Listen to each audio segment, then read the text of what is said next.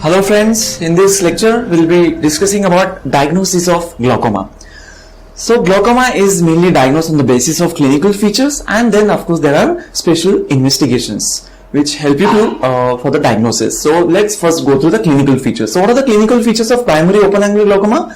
So mostly it is symptom. There are no specific symptoms in primary open angle glaucoma unless it is very advanced glaucoma. But there are sometimes there is subtle loss of contrast or contrast sensitivity, then difficulty driving at night, loss of peripheral vision, as I said, visual field constriction. So there is loss of peripheral vision, which is mainly seen in late or advanced glaucoma. Then loss of central vision in very terminal cases, rainbow colored halos around the light, then narrowing of vision, frequent changes in the prescription glasses without improving vision, then abnormally poor vision in the dim light, fuzzy or blurred vision which may come and go, and headache especially after watching TV or movies in the dark.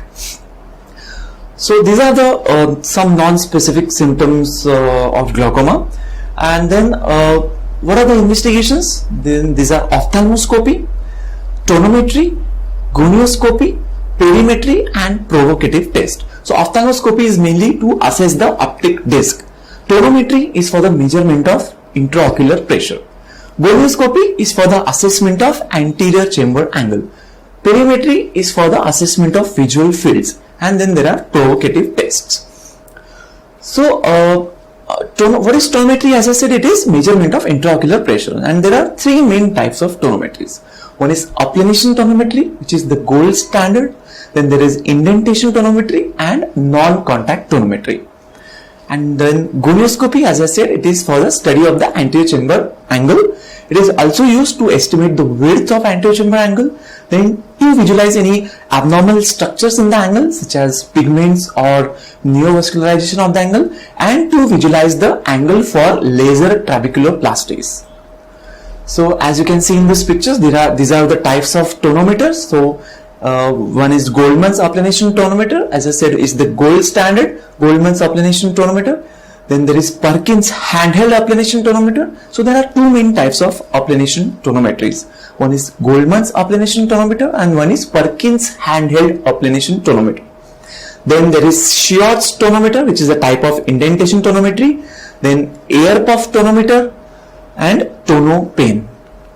So let's quickly go through the Goldmann's tonometer. It is a type of applanation tonometer based on the invert fix principle. The advantages are it is reliable, accurate, and gold standard. And the disadvantages are it is a contact method and it requires slit lamp, as it is mounted on the slit lamp. So then there is Perkins applanation tonometer, which is handheld, which can be done in the lying down position. Now ophthalmoscopy. So ophthalmoscopy, as I said, is for the assessment of disc. So the normal cup to disc ratio is 0.3 or 0.3. More than that is abnormal. The difference of more than 0.1 between two eyes is also abnormal. The ratio, the cup to disc ratio of more than 0.6 is diagnosed as glaucoma. Then the other features which you see in ophthalmoscopy are decreased thickness of the neuroretinal rim, then defects in the retinal nerve fiber layer, and in late stages, of course, you see glaucomatous optic atrophy. As you can see in this picture, one picture is showing the normal optic disc picture, while the other picture, it is a glaucomatous optic disc. So as you can see, there is enlargement of the cup, enlargement of the CD ratio. The neuroretinal ring is also thinned out.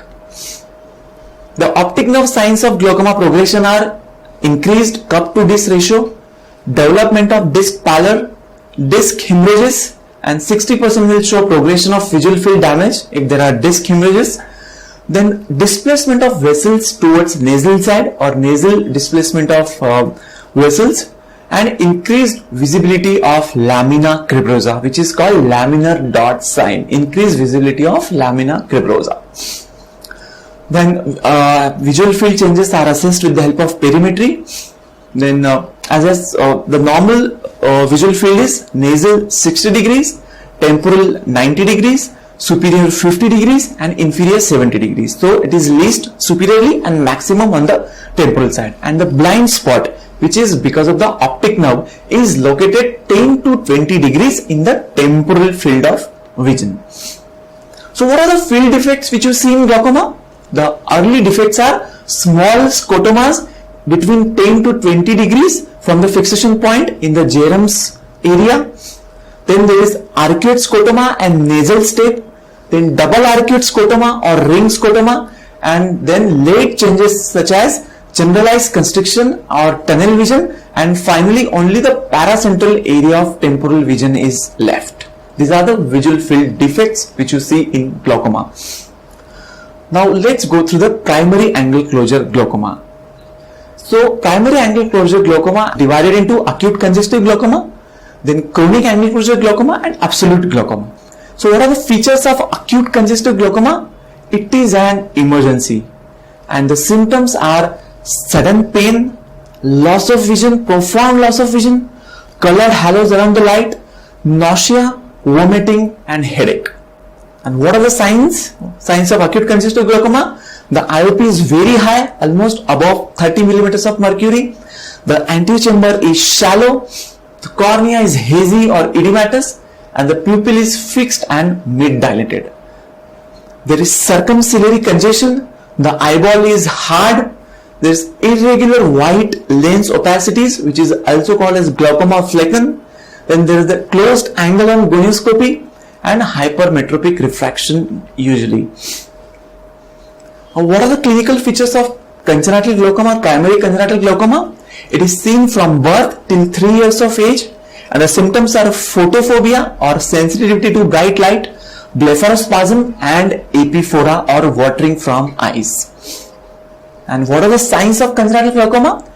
In infants, as the sclera is elastic and extensible, so it stretches because of the increased IOP. So the uvea shows through. So there is a bluish discoloration of the sclera because the uvea is visible from the sclera. But there is Descemet's membrane rupture which gives rise to Habs stria. And there can be corneal edema and subsequently it can lead to corneal opacity because of the scarring. There is myopia because of elongation of the globe.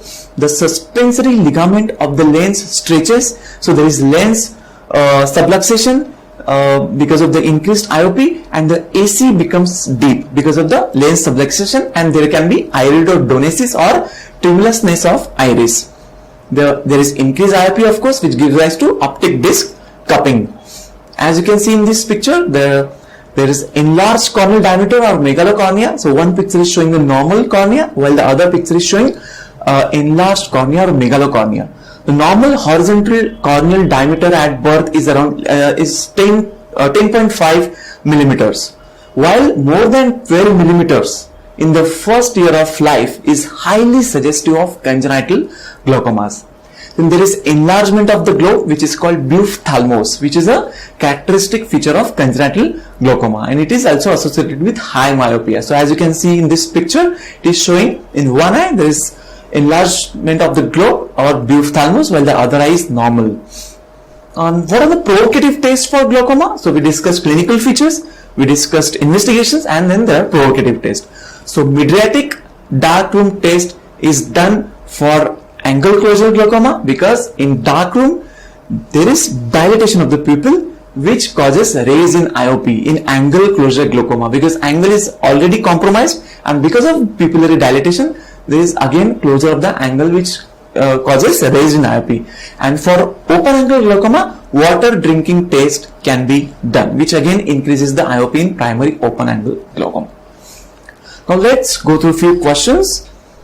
Question 1. A 30-year-old woman with 7 right-sided painful red eye associated with nausea, vomiting and headache. The diagnosis is, options are A. Acute congestive glaucoma, B. Endophthalmitis, C. Eales disease and D. Trachoma.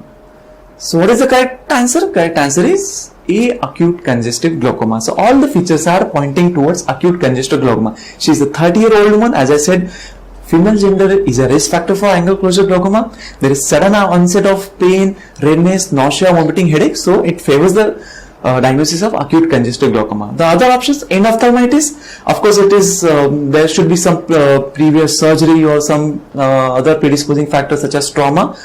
Eales disease will not cause painful red eye. Eales disease is a recurrent vitreous hemorrhage which is seen in young male patients. And of course trachoma doesn't give rise to pain, redness and sudden onset, vomiting, headache and loss of vision. Next question, Fincham's test differentiates cataract from. Fincham's test differentiates cataract from. Options are A. Conjunctivitis, B. Iridocyclitis, C. Open angle glaucoma and D. Acute congestive glaucoma. So let's first discuss what is Fincham's test. Fincham's test is done with the help of stenopic slit. You pass the stenopic slit in front of the patient's eyes. The colored halos due to cataract are broken, while colored halos due to glaucoma remain intact. So it mainly differentiates cataract from acute congestive glaucoma. So the correct option is D. Acute congestive glaucoma.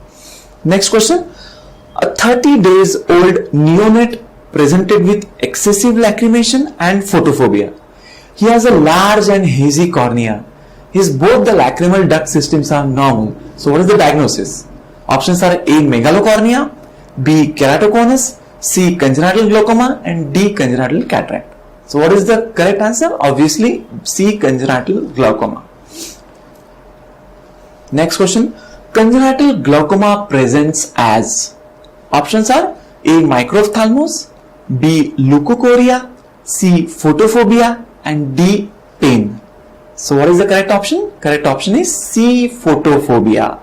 There is no microphthalmos in congenital glaucoma. There is megalocornea but no microphthalmos. Leukocoria is also not seen in congenital glaucoma, and of course pain is not a feature because children will not complain of pain. Of course the photophobia is the correct option. Next question. Which of the following is not a feature of acute congestive glaucoma? Is not a feature of acute congestive glaucoma. Options are A. Deep anterior chamber, B. Vertically oval pupil, C. Painful condition and D. Non-reactive pupil. So what is the correct option? Correct option is A. Deep anterior chamber is not a feature of acute congestive glaucoma. Anterior chamber is shallow in acute congestive glaucoma. The other options such as vertically oval pupil, painful condition, non-reactive pupil are features of acute congestive glaucoma. Next question. Feature of pigmentary glaucoma. The options are A. Fleischer ring, B. Kerf ring, C. Krukenbach spindle and D. Hudson-Stally line. So what are the correct options? What is the correct option? Correct option is C. Krukenbach spindle is the feature of pigmentary glaucoma. Other option, Fleischer's ring is seen in keratoconus, Kerf ring is seen in Wilson's disease, while Hudson-Stally line is deposition of iron which is seen in old age, deposition of iron on the cornea. Thank you so much. I hope you understood the diagnosis of glaucoma well. Thank you so much once again.